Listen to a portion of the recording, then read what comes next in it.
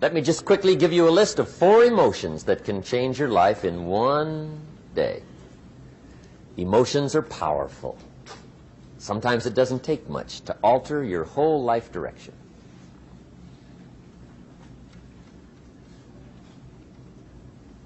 Okay, here they are. Number 1, disgust. Powerful emotion. Disgust says, I have had it. See, that could be the day. The day you can say, I've had it. And whether you've had it with something small or something major, the day you can say, I've had it, may not be the day it ends, but the day it begins. That's what I said when that little Girl Scout left my door when I'm 25. I give her the big lie, she leaves, I say, I don't want to live like this anymore. I've had it with lying and being broke. Powerful day. The man's finally had it with mediocrity. He's had it with being a loser. He's finally had it with those awful sick feelings inside, knowing his wife is at the grocery store looking at 2 cans of beans, one marked 37 cents, one marked 39 cents. And the guy sick inside knows his wife's going to buy the 37-cent can, and she doesn't even like the brand. Do you know why she's going to buy the 37-cent can? To save 2 cents. The guy sick inside finally says, I've had it. Being on my knees in the dust looking for pennies, we're not living like this anymore.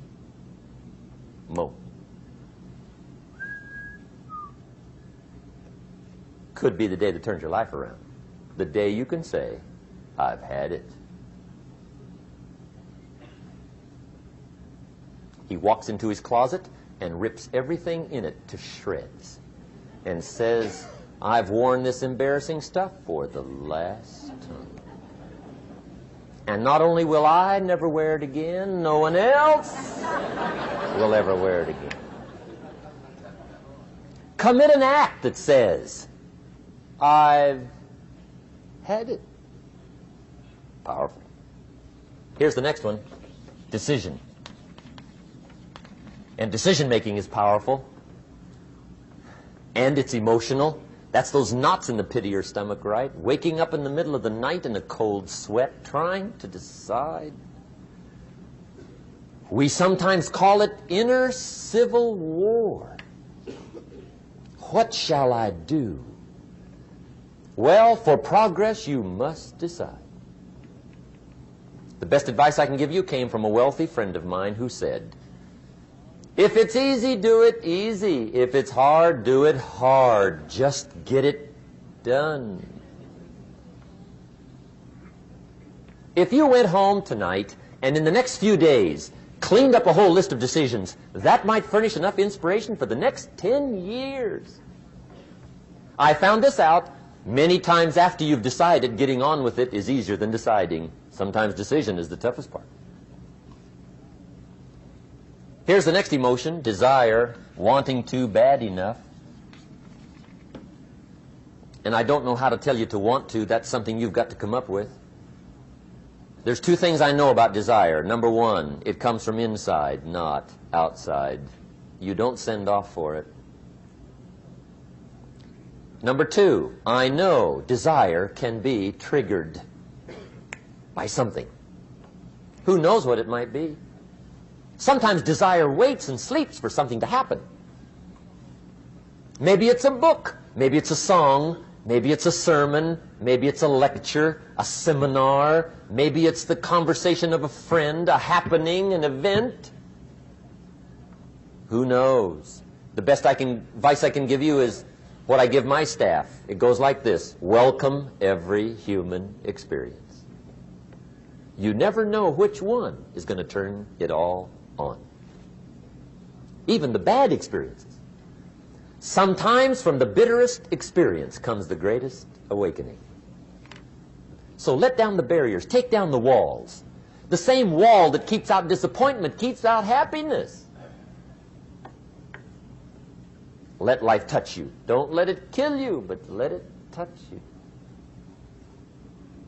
Here's the last one. This one's powerful. Resolve. Resolve says, I will. Two of the most powerful words in the language. I will. Benjamin Disraeli once said, nothing can resist a human will that will stake even its existence on the extent of its purpose. Shortly put, I'll do it or die. See, that's powerful. That could be the day that turns your life around. The world has a strange way of stepping aside when somebody says, I'll do it or die. The man says, I will climb the mountain. They've told me it's too high, it's too far, it's too rocky, it's too difficult, it's never been done before, but it's my mountain, I will climb it. Pretty soon you'll see me waving from the top. Or dead on the side, because I ain't coming back.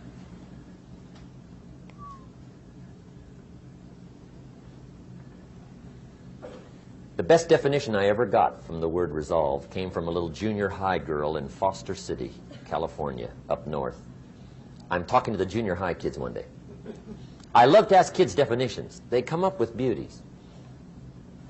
I got to the word resolve and I asked, who can tell me what resolve means? And I got several hands, and they were all pretty good, but the last one was the best. Little girl, about 3 rows back, held up her hand. She said, Mr. Rohn, I think I know what resolve means. I said, darling, what do you think it means? She said, I think it means promising yourself you will never give up.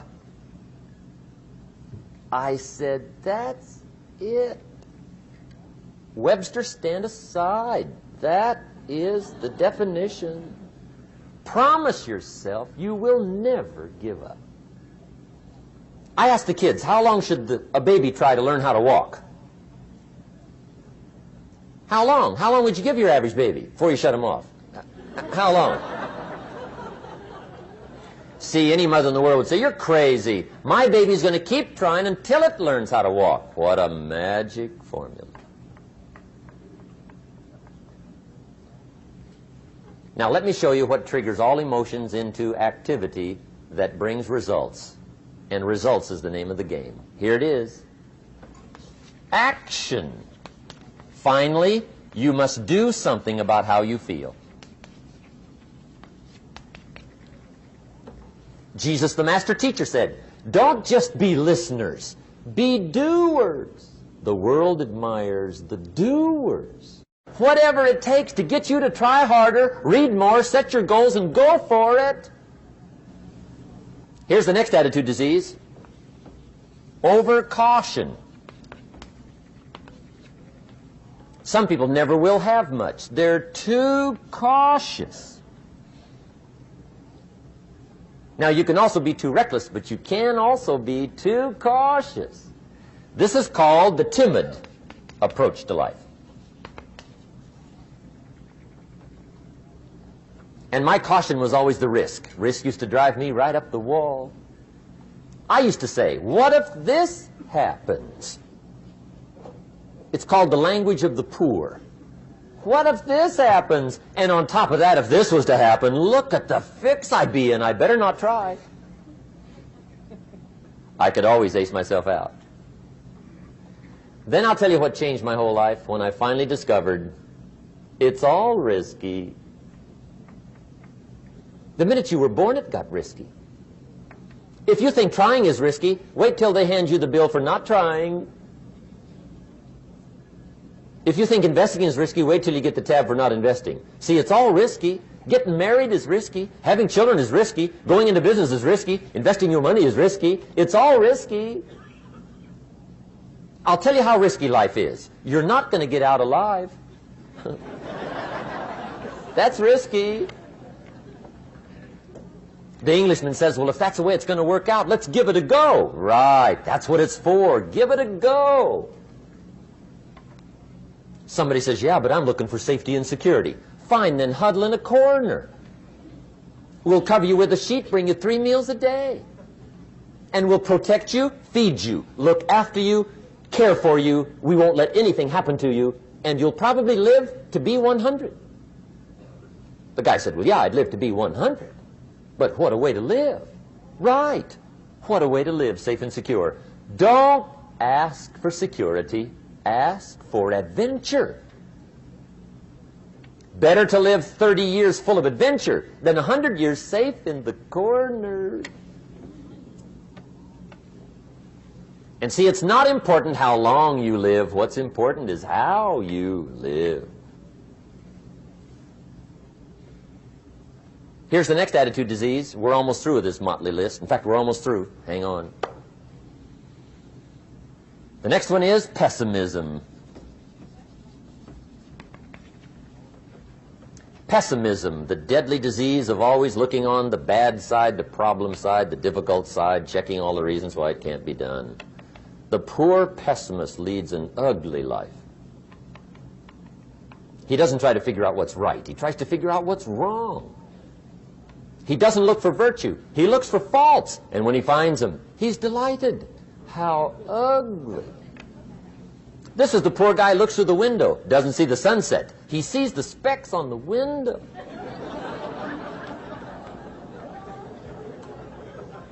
And this is the poor guy, right, who rushes up, takes such leave of his senses. This guy rushes up and he says, I've got 5 good reasons why it won't work. He's so dumb he doesn't know all he needs 1. He's got 5.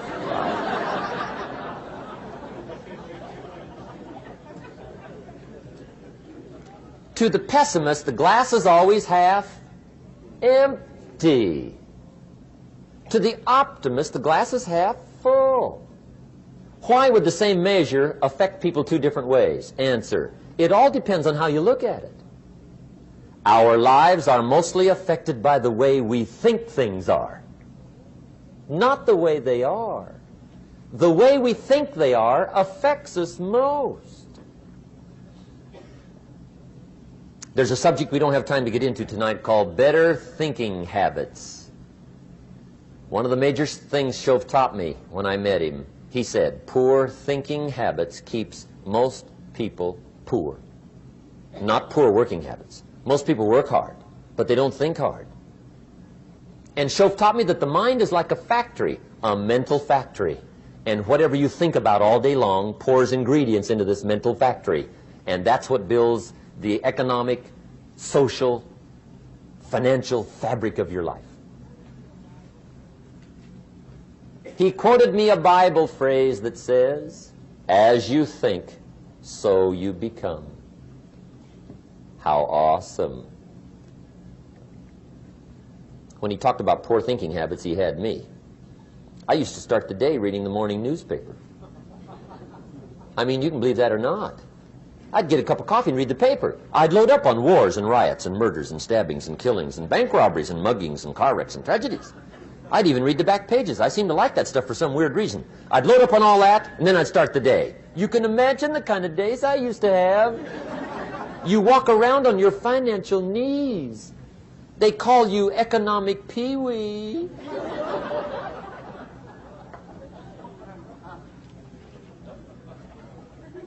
The guy says, I want to be a great leader. Wonderful. The first thing we do is follow him to his house.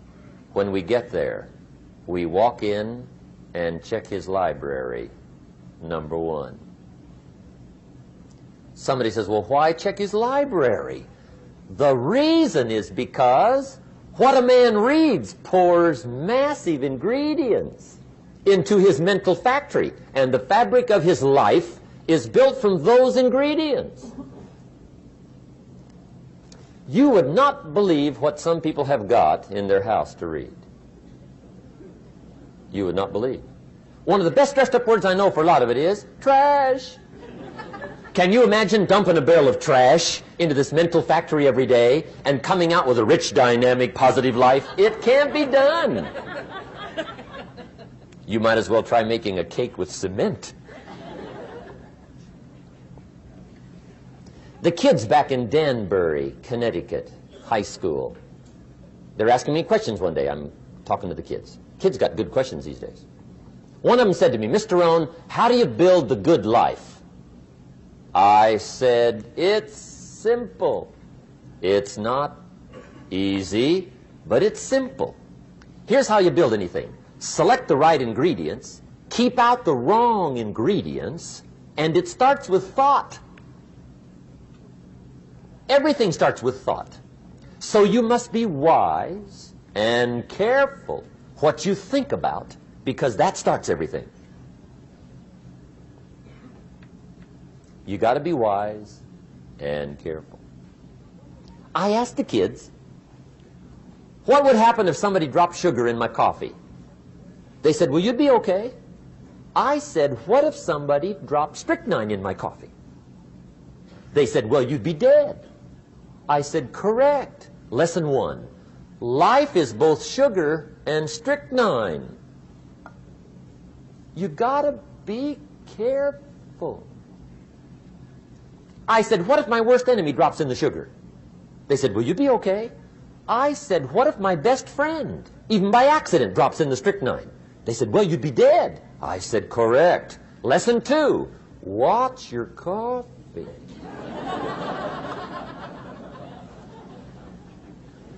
You got to be careful. See, it doesn't matter who hands you the bad stuff. It doesn't matter where you get the bad stuff. It'll still do its damage on your bank account, wherever you get it. Mr. Schoaf gave me one of the greatest phrases when I first met him when he said, Jim, every day stand guard at the door of your mind. How important. Stand guard at the door of your mind. And you decide what goes into your mental factory. Don't let anybody just dump anything they want to in your mental factory, because you've got to live with the results. Okay, here's the last disease, and we're through with this list. In fact, we're almost through. Hang on. The last subject is very brief. The last disease, but this one is deadly. Engage in this one, indulge in it even slightly, and you might as well forget the future, because it's going to forget you. Complaining, crying, whining, griping, a Bible word called murmuring. See, that'll ace your future. Spend 5 minutes complaining, and you have wasted 5. And you may have begun what's known as economic cancer of the bone. Surely they will soon haul you off into a financial desert and there let you choke on the dust of your own regret. I hope I said that well, so you won't forget. It's a deadly disease. If you don't think it's bad, ask the children of Israel of Old Testament fame. Typical of us all, their story just happened to get in the book. Story says, children of Israel were slaves. God performed a series of dazzling miracles and got them out. And now they're heading for the Promised Land. Remember the story? Heading for the Promised Land. Tragedy of the story, they never got there. Reason. From day one, they started to complain. They griped about the water. They griped about the weather. They whined and cried and griped about the food. They griped about the leadership. They whined and cried because it was too far, too cold, too hot, too difficult, too miserable. I mean, they whined and cried for years. Finally, God said, I've had it, trip canceled. Or something like that.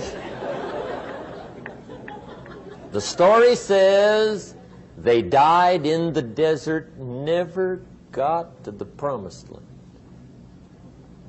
Which I think means 2 things. Indulge in this long enough, you get your future canceled. And I guess it also means even God himself can only take so much.